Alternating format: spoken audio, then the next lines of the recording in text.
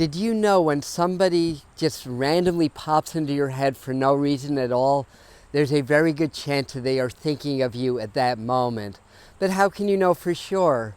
Well, in this video, I'm going to share with you a couple of exercises that you can practice so that you'll always know when somebody's thinking about you or who's thinking about you. And near the end, I'm going to share with you a couple of more signs that somebody's thinking about you. So, if you ever wanted to know things like if a prospective romantic partner is thinking of you or what your boss thinks about you, stick around and please give this video a thumbs up and share it if you like it. And I'm going to go inside before it starts to rain again, so I'll meet you in there. Hi, this is Adam, and welcome to the Medium channel, where we bring you the spirituality behind the message to assist you in your awakening process. So if you enjoy this content, please consider subscribing, and if you hit the bell icon, then YouTube notifies you when I do free live events and release new videos. Now, I had my awakening when I was 19, well, my first awakening. And one of the several things that started to happen is that sometimes during the mornings, I would just think about somebody that I hadn't seen maybe for a month or two. And every single time I would run into that person that day. And, with my awakening, my psychic abilities started to awaken. We all are psychic. We all have psychic abilities. But like anything else in life, if we don't practice, it starts to go atrophy. Like if you learn a musical instrument, but you don't practice it for years, you're going to lose a little bit of your edge in playing that instrument. So our psychic senses, it's part of our mind, it's part of our brain structure in a sense, that we have a section of the brain that really deals with intuitive and abstract thought. And if we continue to work with that and develop it, our psychic senses get stronger. So that's really the first step when it comes to being able to develop your abilities to a degree where you'll often know when somebody's thinking about you. So I wanted to share a few psychic hacks.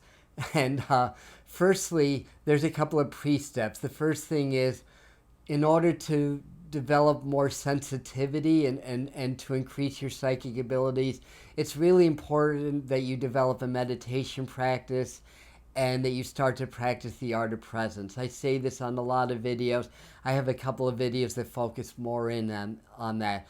The long and the short of it is that every time you think about it, just clear your mind, stop your thoughts, and just allow yourself to be aware of everything, starting with your breath. And the more you do this, the more you're going to be able to access the more subtle energies of nature, or of reality, I guess is a better word. So you'll be able to access the more subtle energies, and that includes psychic sensing and connecting and mediumship with your guides and angels and all that kind of good stuff.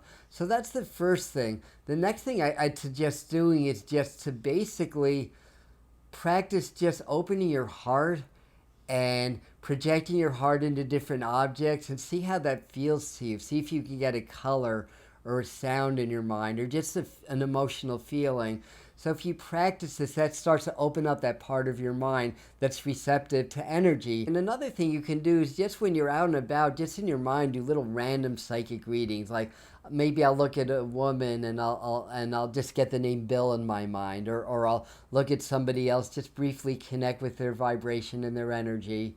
And maybe I'll just get, oh, she had a fight with her husband today, or I'll go to another one and Uncle Joe saying hi. Here's a couple of exercises that you can practice. These are meditation practices, basically. And the first one is just get nice and relaxed. You want to clear all the thoughts. You want to clear all mental clutter. Otherwise, you're not going to be able to pick up on the subtle energies of somebody else's thoughts. When we have a thought, we emit energy. And when we think about somebody, we actually subtly activate that person's energy fields. So that's how we're able to know if somebody's thinking about us, because they're subtly activating our energy fields.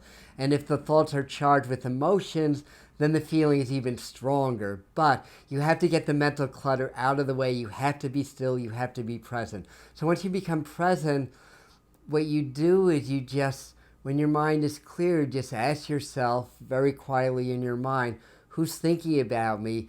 And trust what you get, the first thing that you get.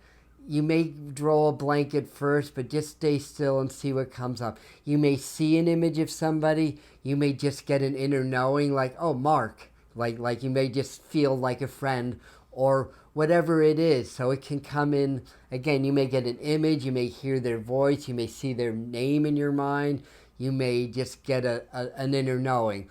So that's the first one. And again, practice these. These are simple techniques, but you do need to practice in order to perfect them.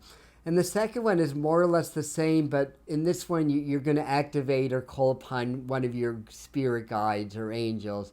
So when you get nice and relaxed and you're breathing and you're in a meditative state, just ask for your guides. You don't even have to know who they are, but as soon as you are out of your thinking mind and you're vibrating at a higher frequency, that closer to spirit, and you set that intention, it draws your guides to you, see? So once you get a sense that your guide is here, you can ask them, is there anybody thinking about me? Is there anything I need to know about that person? And again, trust what you get. Sometimes it's good to write things down when you're done, and you need to practice these. So practice these two things, and it won't take that much time before you will know more and more if and when somebody's thinking about you and why they're doing that. So I wanted to finish up by just sharing a couple more signs that you may be getting that somebody may be thinking about you. And the first one is you just randomly think about somebody out of the blue and they pop into your mind. Sometimes you may not want that person to pop into your mind. So then you can say, okay, you popped into my mind, now pop out.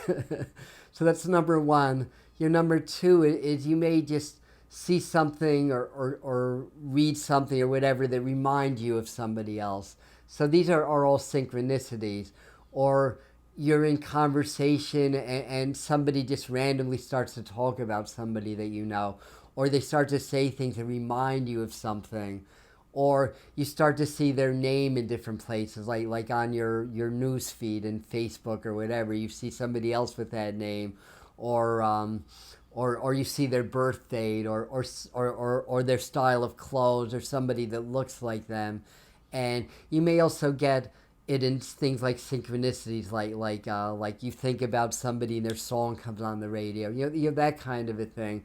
But the idea is to be open and aware, to be present, and to be aware of the subtle signs. Again, there's an activation of your energy when somebody thinks about you. It's subtle, but it can affect what other people say to you and what shows up in your environment. That's how energy works. We're all connected that way. So anyway, I hope that helps. Again, the idea, it's for empowerment. Sometimes it's really beneficial to know if somebody is thinking about you and what they're thinking, because that can have a bearing on your life. So it's not psychic espionage. Well, maybe it is, but that's okay.